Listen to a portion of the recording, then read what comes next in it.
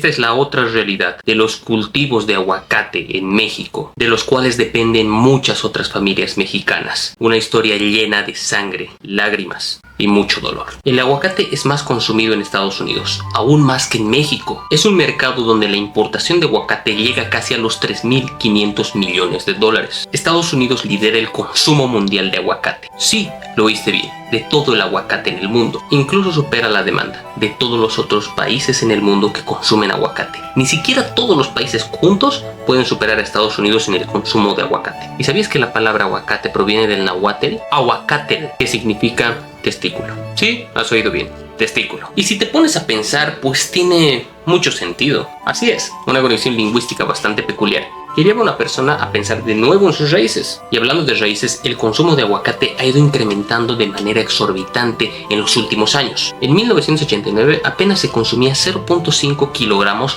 por persona al año de aguacate. Hoy llegamos a 3,85 kilos consumido por persona al año de aguacate. Pero espera, la locura no se detiene ahí. En el 2016 les recomendaron a millennials en Australia que si quieren pensar en comprarse una casa, deberían dejar de pensar en comprarse aguacates, porque esa sería una de las pocas maneras en las que ellos podrían ahorrar para luego poderse comprar una vivienda. ¿Quién hubiera pensado que finanzas personales y aguacates estarían en una misma conversación? Hoy en Reportaciones veremos el consumo de aguacate, cómo es que ha llegado a ser uno de los productos más vendidos a nivel mundial y sobre todo cómo es que su producción afecta en gran medida a las familias mexicanas que los producen. Prepárate para un viaje que te dejará sorprendido, emocionado, conmovido y tal vez con algo de hambre. Imagina por un momento que los aguacates dependerían únicamente de los animales para su propagación. Digo, ¿has visto el tamaño de la semilla de un aguacate? Y si te pones a pensar en la actualidad, ¿qué animal es más grande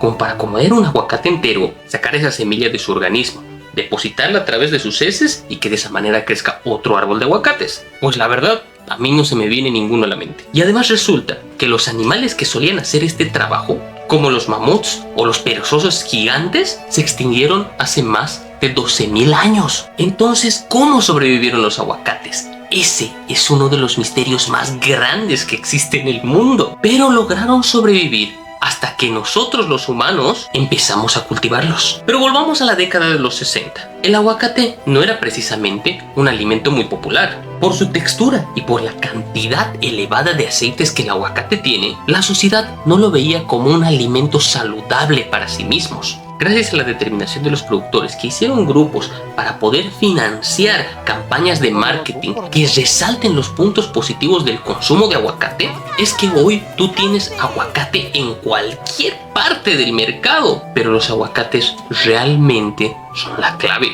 Es uno de los alimentos más, pero más completos que existe en el mundo hoy en día. Los omegas 6 y 9 son esenciales para que tu corazón funcione de buena manera. Pueden ayudar a prevenir la depresión. Pero aquí viene lo interesante. Ya por los años 90, la estrategia de marketing se centró en uno de los eventos más grandes a nivel mundial. ¿Tienes idea cuál es? El Super Bowl. Este ayudó a que el aguacate se pueda posicionar en el mercado y también en tu corazón. Es un ejemplo perfecto de cómo un buen marketing puede hacer que cambies tus hábitos del consumo. ¿Y cómo no pensarían en promocionarse en el Super Bowl? El Super Bowl del 2023 se gastó más de 16.500 millones de dólares en realizar todo el evento. Para que te des cuenta de la magnitud que son 16.000 millones de dólares, es casi 5 veces de lo que Bolivia vende gas al año. Se gastó 4 veces la fortuna de uno de los hombres más ricos del mundo, Donald Trump. Y esto se dio gracias a que hace muchos años hubo un acuerdo que brindó los mecanismos suficientes para que se pueda exportar tanto aguacate, el TLCAN, que ahora ha sido reemplazado por el TEMEC. En los 90 pensaron, el fútbol americano va de la mano con comer papas fritas y las papas fritas van de la mano con las salsas. ¿Y qué mejor salsa que el guacamole? Empezaron a distribuir muestras y sí, fue un boom, generando uno de los agronegocios más grandes del siglo. Pero el país que más produce aguacate en todo el mundo no la está pasando tan bien. Estados Unidos consume el aguacate que México produce, pero la historia detrás de esa producción es muy, pero muy nefasta. El crimen organizado ha sembrado terror durante los productores de aguacate desde hace ya muchísimos años. La amenaza de asaltos y chantajes en su vida ha sido una constante. Sin embargo, la situación tomó un giro aún más oscuro, y esta vez estamos hablando de dimensiones internacionales. En el sur de Michoacán, una región conocida por su clima tan cálido y próspero para la producción de aguacate, miembros del cártel de Jalisco emboscaron y le quitaron la vida a 13 oficiales estatales en el 2019. Fue una de las noticias que conmocionó no solo a México, sino al mundo entero. El brutal ataque dejó a la policía completamente aterrada, llevándolos a trabajar con tanta prisa que olvidaron recuperar un cráneo carbonizado y perforado por balas de los vehículos incendiados de sus compañeros caídos. La pregunta que surge: ¿por qué Michoacán? Y la respuesta es simple: Michoacán produce la mayor cantidad de aguacates en el mundo. En México produce 84.9% de toda la producción de aguacate del país, con más de 1 millón de toneladas en producción de aguacate. Aunque es cierto que otras regiones como Jalisco, el Estado de México, Nayarit, Morelos y Guerrero también tienen una participación grande en la industria, Michoacán produce el 30% de todos los aguacates en el mundo. Estamos hablando de que 1/3 de la producción es gracias a Michoacán. Y así como esta tierra es fértil para la producción de aguacate, también ha sido tierra fértil para que el crimen organizado empiece a florecer. Los agricultores y habitantes de estos pueblos cada vez se encuentran más alarmantes por la cantidad tan grande de violencia que se genera en el día a día. Y casi al finalizar el 2023, o sea, te estoy hablando del año pasado, casi al finalizar el 2023, agricultores del Texcaltitlán, una comunidad situada en los límites del Estado de México y Michoacán, se enfrentaron a la familia michoacana. Que es un grupo de crimen organizado que se hace llamar de esta manera. El saldo final de la masacre fueron 14 personas encontradas sin vida, 11 de ellas pertenecientes al grupo de sicarios y más de una decena de pobladores desaparecidos. La razón de esto es que la familia michoacana, ese grupo de crimen organizado, les pedía a los pobladores que les paguen por producir en las tierras que les pertenecían a los pobladores. Les tenían que pagar por metro cuadrado de sembradío de aguacate. Una extorsión que se extiende a lo largo y ancho de absolutamente toda esa región y que también afecta a los productores de cualquier cultivo, porque lo que hacen estos cárteles es obligar a las familias a que empiecen a sembrar aguacate. No importa que ellos estén sembrando limón, hortalizas o algún otro tipo de producto. Ellos llegan y les imponen que deben sembrar aguacates. Además de la familia michoacana, hay otras organizaciones criminales, como los Viagras y el Cártel de Jalisco Nueva Generación. Estos son los principales interesados en controlar toda la región, tanto para el cobro de piso, o sea, por cada hectárea que tú produzcas te cobra, y además de otros delitos ambientales como la tala indiscriminada de árboles, el control y la explotación de los ríos, porque para tú producir necesitas agua, y si ellos controlan el agua no te van a dejar producir. En todo caso, te asfixian de un lado, te asfixian del otro lado, para que tú tengas que recurrir sí o sí a realizar el pago. De otra manera, ¿cómo vivirían esos comunarios? Antes de seguir adelante con este video, quiero que sepas que requiere un esfuerzo considerable de tiempo y de dedicación. ¿Te importaría darme una mano con un like y una suscripción? Sería de gran ayuda para traerte mejor contenido cada vez. Una vez dominados los terrenos, los cárteles obligan a las familias a deforestar todos sus terrenos y los obligan a plantar árboles de aguacate. Y una vez maduros, deben pagar por cada kilogramo que sale del lugar. No importa si lo vendes o no, tú pagas. Y negarse para nada es la opción más viable, porque inicia con amenazas y desapariciones que luego puede terminar quitándole la vida a seres muy queridos para ti. Los aguacates que se comen en Estados Unidos están manchados de sangre. Esas fueron las palabras de un habitante de Michoacán en el New York Times. Los pobladores se han visto acorralados hasta el punto de tomar medidas extremas para poder proteger sus vidas y las de sus seres queridos. Primero se armaron con fusiles de muy baja calidad, donde salieron a pelear contra aquellos que amenazan el bienestar y la seguridad de toda su familia. Incluso las mujeres que trabajan en los cultivos no se quedan atrás. Participan en las reuniones y se turnan para hacer guardia, con el objetivo de mantener a salvo a toda su familia. Sin embargo, en medio de toda esta lucha, ha surgido un pequeño rayo de esperanza. Los productores agrícolas más grandes han empezado a proporcionar diferentes herramientas para que estos comunarios o productores pequeños puedan empezar a defenderse de los grupos de crimen organizado. Pero esto lamentablemente llegó muy tarde para algunos comunarios que lo necesitaban. Esta es la historia de Sergio. Sergio es un productor de aguacate en Tancítaro, como todos los productores de la región, donde dominaba el cártel.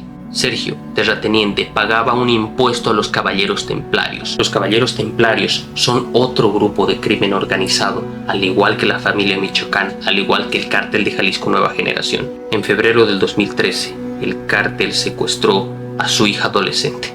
Y a los pocos días llamaron a Sergio nuevamente y le dijeron que si quería ver de nuevo a su hija, Sergio tenía que darles alrededor de 14 millones de pesos mexicanos, algo de $850,000 al cambio de la época. Una suma extraordinaria, incluso para un importante productor de aguacate. Al no poder cumplir con este objetivo, Sergio le ofreció pagar de la siguiente manera su deuda: la mitad abonada en efectivo y la mitad abonada en derechos de sus tierras. Sergio nunca se negó a pagar el tremendo abuso que estaban sufriendo contra ellos él y toda su familia.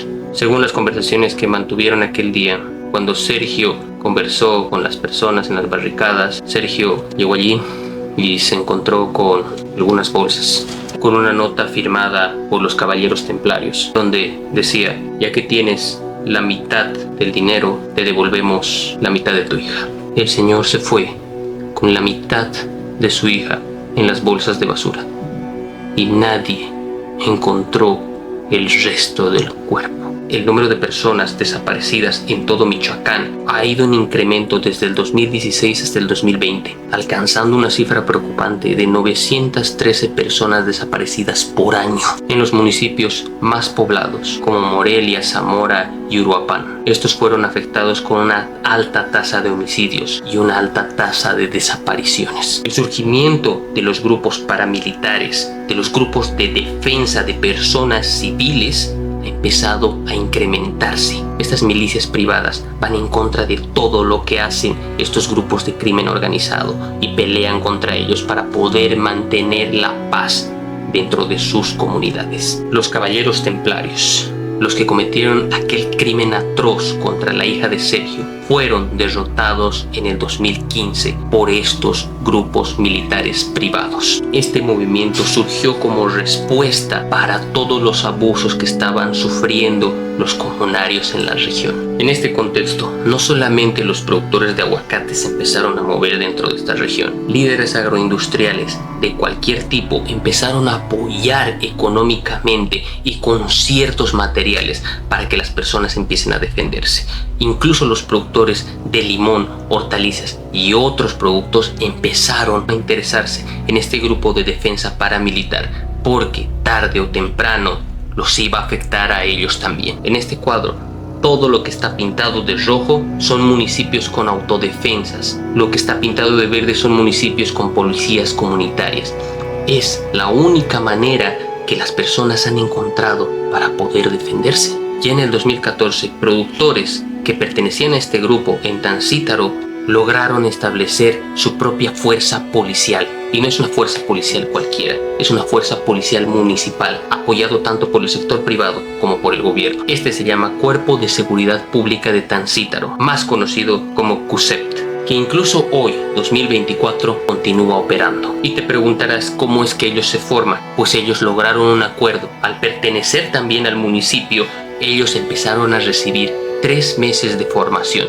De esta manera podían tener a personal capacitado protegiendo sus comunidades. Entre los productores de aguacate hay un consenso general: pagarle a estas fuerzas privadas para que puedan defender sus cultivos y la vida de sus seres queridos resulta mucho menos de lo que les pueden pedir los grupos de crimen organizado, que a la larga no solamente quieren dinero, sino quieren más, quieren esclavizar incluso a las personas que viven en el lugar. Consideran que es más rentable mantener estas fuerzas policiales municipales que exponerse a grupos de violencia y extorsión que no pueden controlar. Como explicó uno de los productores que sigue siendo jefe de una de las autodefensas, acá estamos acostumbrados a pagar por todo, sobre todo por protección, pagas la policía, el ejército es parte del sistema.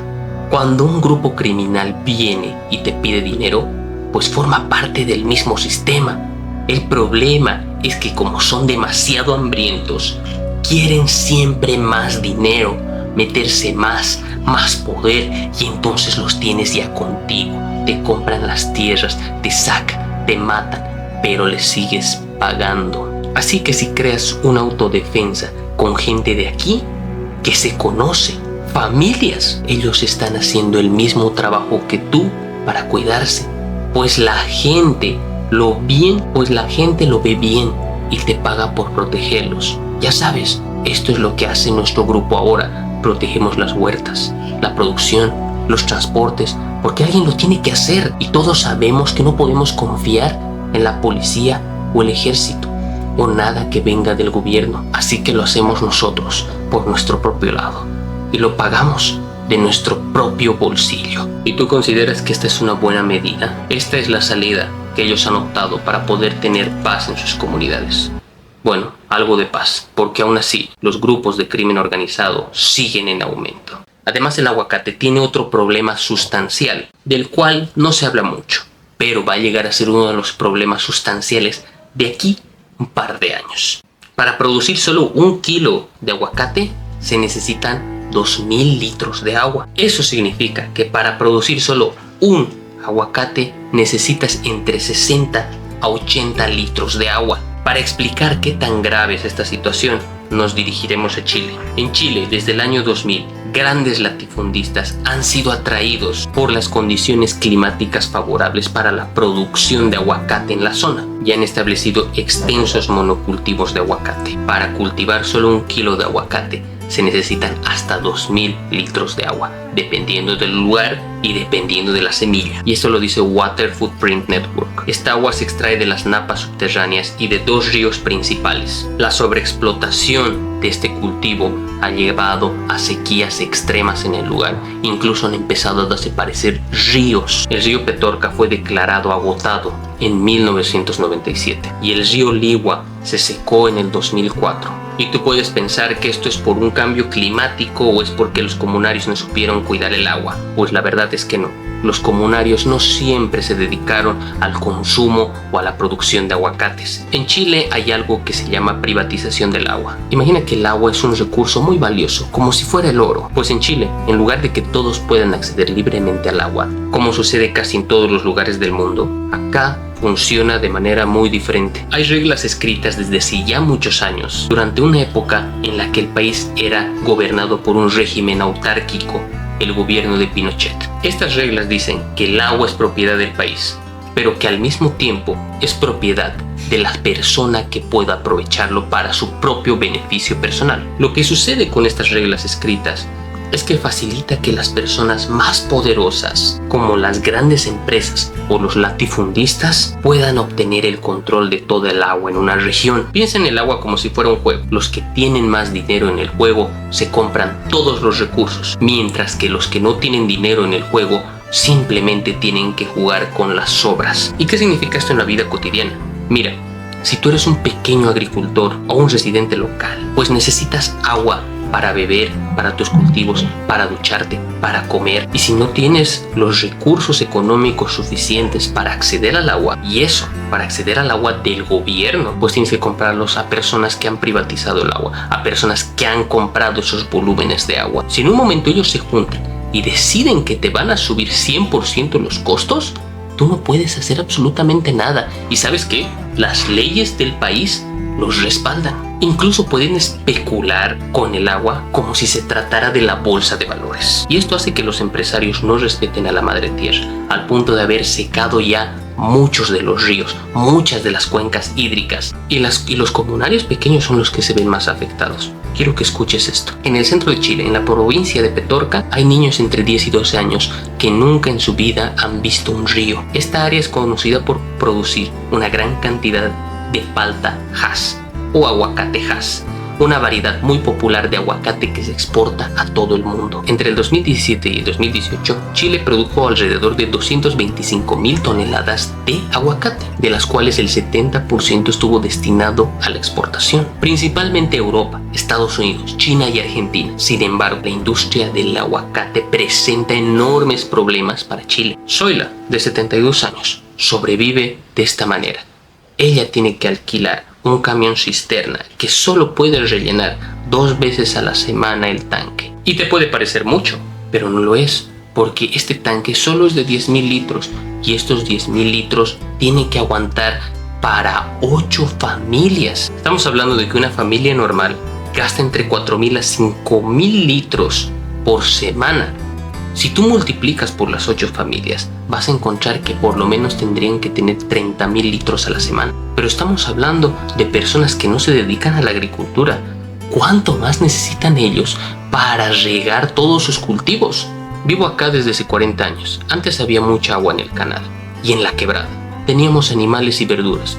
Yo iba a vender leche al pueblo. Teníamos uva y hacíamos vino. Hoy solo tengo gallinas y dejo de cosechar hortalizas porque ahora tengo que comprarlas. La Organización de Defensa de Agua en Chile hace un llamado a la conciencia ética de los consumidores, instándoles a considerar el impacto ambiental que el consumo de aguacate genera en el mundo. Recapitulemos un poco. El crimen organizado está avanzando a pasos desmedidos en México, donde las personas ya no pueden vivir en paz. Hemos visto casos de secuestro, hemos visto casos donde las personas han perdido la vida y esto sigue en aumento. La única manera de poder frenar esto fue a través de grupos paramilitares mostrando una inoperancia por parte del gobierno para poder defender a los comunarios. Estoy seguro que tú, que estás en México o que vives en otra parte del mundo, puedes explicarnos cómo es la realidad de tu país, qué cosas podrían implementar para poder cambiar esta situación, en especial porque México es el principal país productor de aguacate en el mundo. Y también es cierto